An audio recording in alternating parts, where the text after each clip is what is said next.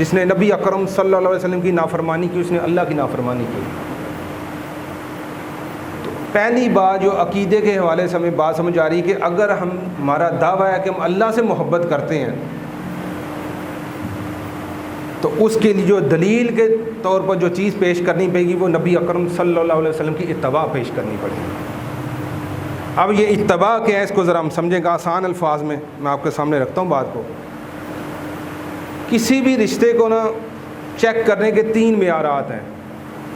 چاہے اپنے خالق اور مالک اللہ کے ساتھ رشتہ ہو, نبی اکرم صلی اللہ علیہ وسلم کے ساتھ رشتہ ہو, چاہے ہمارا کوئی گھر کا بیوی بچوں کا رشتہ داروں کا کوئی بھی رشتہ ہو, کسی بھی رشتے کو چیک کرنے کے 3 معیارات ذہن میں پختہ کر لیں.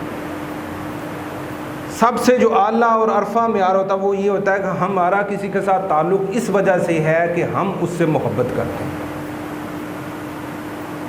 دوسرا تعلق یہ ہوتا ہے کہ میرا اس کے ساتھ تعلق ہے لیکن کسی مجبوری کی وجہ سے یا کسی وجہ سے خوف والا تعلق ہے. میرا تعلق اس وجہ سے مجھے اس سے خوف ہے کہ اگر میں نے اس کے ساتھ تعلق جوڑا یا اس کی بات نہ مانی تو مجھے کوئی نقصان ہوگا. اور تیسرا تعلق یہ ہے وہ ہے کہ میں بے پرواہی والا تعلق ہے کسی مجبوری کے تحت کہ یار اب اس کے بغیر گزارا بھی نہیں, اب کیا کیا جائے. لیکن وہ تعلق اس درجے پر کھڑا ہے کہ بس وہ ایک تعلق ہی ہے, نہ میں اس کی بات مانتا ہوں نہ میرا اس کے ساتھ کوئی دلی تعلق ہے, بس ایک مجبوری کا رشتہ چل رہا ہے, اس کے علاوہ کوئی معاملہ نہیں. 3 باتیں, پہلا محبت کا, دوسرا خوف کا, تیسرا بے پرواہی کا. اور اس کو مفسرین نے 3 کیٹیگری قرآن کے الفاظ میں کہا. پہلا جو محبت والا تعلق ہے اس کو کہتے ہیں اتباع, دوسرا خوف والے تعلق کو کہتے ہیں اطاعت, اطیع اللہ و رسول, اور تیسرا ہے فَإِن تَوَلَّوْا کہ پھر جانا بے پرواہی والا تعلق رکھنا کہ ٹھیک ہے تعلق تو ہے لیکن کبھی نہ بات اس کی مانی ہے نہ کبھی اس کی پرواہ کی ہے. اب اس کو ایک سادہ سی مثال سے سمجھ لیں. باپ بیٹے کا ایک رشتہ ہو, بڑا قریبی رشتہ ہے, محبت والا تعلق ہے, لیکن اس تعلق کے اس 3 چیزوں سے سمجھیں تو پھر ہمیں بات ذرا آسانی سے سمجھ آ جائے گی. پھر انشاءاللہ دوسری طرف آؤں گا کہ باپ صبح کام کے لیے گھر سے نکلنے لگا ہے تو بیٹے کو کچھ نصیحتیں کرتا ہے. بیٹا سارا دن تم نے اسکول جانا ہے, کالج جانا ہے, پھر آ کے اکیڈمی جانا ہے, پھر یہ کام کرنے ہے, نماز پڑھنی ہے, قرآن پڑھنا ہے, یہ کام کرنے اور یہ کام نہیں کرنے. سارا دن کا اسے شیڈول بتا کے وہ کام پہ چلا گیا. اب وہ اس وجہ سے وہ باپ کی بات مان رہا ہے کہ اگر میں نے یہ کام نہ کی تو شام کو باپ نے آ کے یا اماں جی نے شکایت لگائی تو ڈنڈا پکڑ کر میری پٹائی ہونی ہے. خوف غالب ہے, خوف غالب ہے. اس خوف کی وجہ سے وہ اچھے اور برے کام چھوڑ رہا ہے اور اچھے کام کر رہا ہے.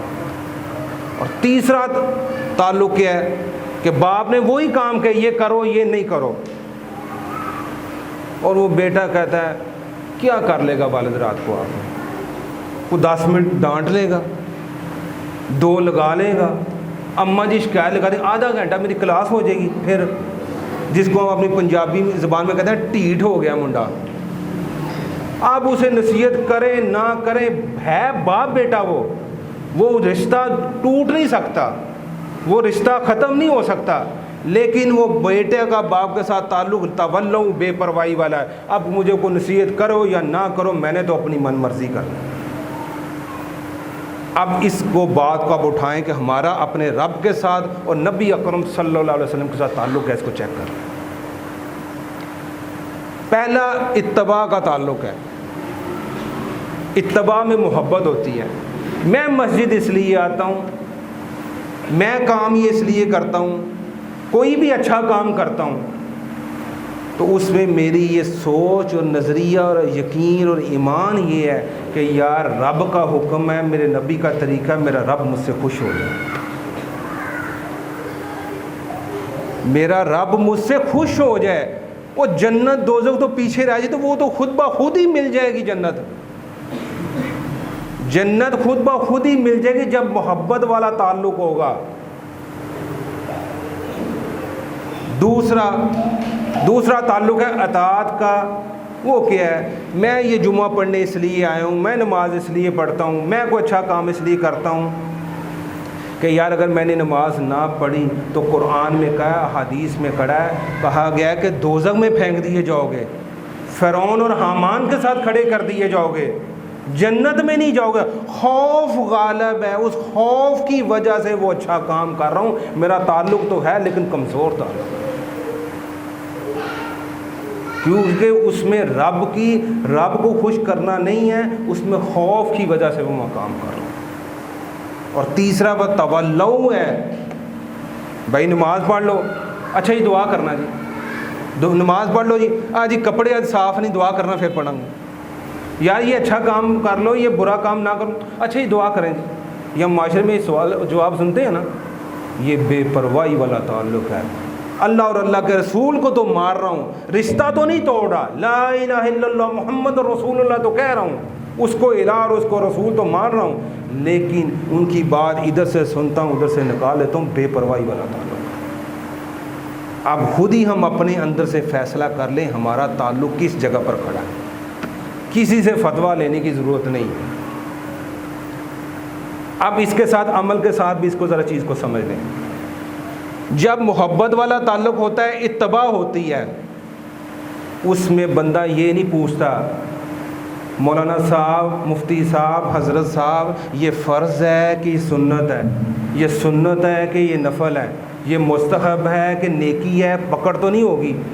محبت میں ہر چیز محبوب کی سے محبوب ہوتی ہے، ہر چھوٹے سے چھوٹا کام بھی وہ کرتا ہے۔ اور اس کی زندہ مثال دیکھنی ہو تو صحابہ کرام کی زندگی میں دیکھ رہے ہیں، انہوں نے وہ بھی کام کیے۔ کسی صحابی کو کہا بیٹھ جاؤ تو کسی اور کی کان میں پڑ گئی ہے بیٹھ کے، تو اس نے ادھر ادھر نہیں دیکھا، کس کو کہا ادھر ہی بیٹھ گیا۔ اگر کسی صحابی نے دیکھا ہے کہ وہ نبی اکرم صلی اللہ علیہ وسلم اس درخت کے نیچے سفر میں گزرتے ہوئے بیٹھتے تھے، شریعت کا کوئی حکم نہیں ہے، محبت ہے، وہ کہتے ہیں وہاں پہ بیٹھتے تھے، شریعت نہیں کہہ رہی اس درخت کے نیچے بیٹھو، وہ بیٹھ رہے ہیں۔ شریعت نہیں کہہ رہی کہ وضو کا پانی گرے تو اسے لے کر اپنے جسموں پر ملنا ہے، شریعت کہیں حکم نہیں دے رہی، محبت کا تقاضا ہے کہ پانی کو بھی ضائع نہیں ہونے دیں۔ آپ کی تھوک مبارک کو بھی وہ ضائع نہیں ہوتے رہے، اس کو بھی اپنے جسموں پر ماریں، یہ شریعت کا حکم نہیں ہے۔ یہ حکم نہیں ہے کہ پانی اپنے جسموں پر ملنا تھا، ان کی تھوک مبارک کو اپنے تبرک کے طور پر لینا تھا، ان کی جو چیزیں تھیں، جو مبارک چیزیں تھیں، ان کو سنبھال کر رکھنا ہے، اس سے فیض حاصل کرنا ہے۔ صرف محبت تھی، جو شریعت نے کہا ہے وہ تو کرنا ہی کرنا ہے۔ محبت میں محبوب کی چھوٹی سے چھوٹی اور بڑی سے بڑی ہر چیز کو اتباع کرنا ہے، یہ محبت کا تعلق ہے۔ اب دیکھ لیں کہ ہم کس درجے پر کھڑے ہیں۔ دوسرا کام کیا ہوتا ہے؟ اطاعت میں خوف ہے، لیکن یہ فرائض کی پابندی کرواتا ہے، آپ نوافل کی طرف نہیں جاتے۔ اتباع میں کیا ہوتا ہے کہ نبی اکرم صلی اللہ علیہ وسلم اگر اپنے صحابی کو جو انہیں وضو کرواتے تھے ان سے پوچھے کہ مانگو آج کیا مانگتے، تو ہم جیسے نکمے ہوتے تھے کہتے ذرا آپ کو 5-10 ارب روپیہ تھے، ذرا اکاؤنٹ سے سٹواؤ گے تو پھونک مار گئے۔ ان کا یا رسول اللہ آپ کا ساتھ چاہیے، بس یہ دعا۔ ان کا اگر میرا ساتھ چاہتے ہو تو نوافل کے ذریعے میری مدد کرو۔ یہ تھی محبت کہ آپ کا یہاں تو ساتھ ہے، جنت میں بھی آپ کا ساتھ چاہیے، یہ محبت مانگتی ہے۔ اور پھر اطاعت اور خوف ہو، وہاں فرائض کی پابندی ہوتی ہے، بندہ نوافل کی طرف نہیں جاتا، کیونکہ خوف غالب ہے کہ نہیں کروں گا تو دوزخ میں چلوں گا، یہ نہ کیا تو دوزخ میں چلوں گا، یہ نہ کیا تو پکڑ ہو جائے گی۔ یہ محبت سے نیچے والا درجہ ہے۔ اور فرائض میں بھی، خوف میں بھی دیکھ لیں اس جگہ کھڑے ہیں۔ سب سے بڑا فرض کیا ہے؟ اس قرآن کے ساتھ ہدایت والا تعلق بنانا، آپ کی احادیث کے ساتھ اتنا تعلق جو فرائض کی حدود میں ہے۔ یہ خوف والا کمزور تعلق ہے۔ اب دیکھ لیں ہمارا خوف والا بھی ہے یا نہیں ہے۔ جب بھی اس قرآن کو پڑھوں تو مجھے سمجھ آ رہی ہو اس میں کیا لکھا ہوا ہے۔ جب بھی آپ کی احادیث جو فرائض کی، کم سے کم فرائض کی حدود میں ہے، جس کی پوچھ ہونی ہے، ان کو سیکھنا بھی فرض ہے۔ اس فرائض علوم کو سیکھنا اور پھر ان فرائض پر عمل کرنا یہ فرض ہے، یہ پوچھ ہوگی، باس پرس ہوگی۔ تو کیا میرا قرآن کے ساتھ ہدایت والا تعلق بن گیا؟ آپ کی حدیث کے ساتھ ہدایت والا تعلق بن گیا اور پھر اس کے مطابق میں نے عمل کرنا شروع کر دیا؟ دوسرے درجے پر بھی دیکھیں تو الا ماشاءاللہ ہم سارے کس جگہ پر کھڑے ہیں۔ اور تیسرا درجہ تولو اللہ پرواہی والا ہے۔ اور قرآن کو سمجھ لو، وہ اچھا جی مولوی صاحب نے جمعے کو بتا دیا، کسی درس میں سن لیا، کسی محفل میں سن لیا، بس اتنا ہی کافی ہے، جو انہوں نے سنا دیا ہمیں بس ٹھیک ہے وہی کافی ہے۔ ادھر سے سنا ادھر سے سن لیا، کسی چیز پر عمل کر لیا، دل کیا تو عمل کر لیا، دل کیا تو نہ کیا، تو یہ تبلو ہے، بے پرواہی والا تعلق ہے۔ اب ہم دیکھ لیں، ہم اللہ اور اللہ کے رسول کا کلمہ تو پڑھ رہے ہیں، لا الہ الا اللہ محمد رسول اللہ،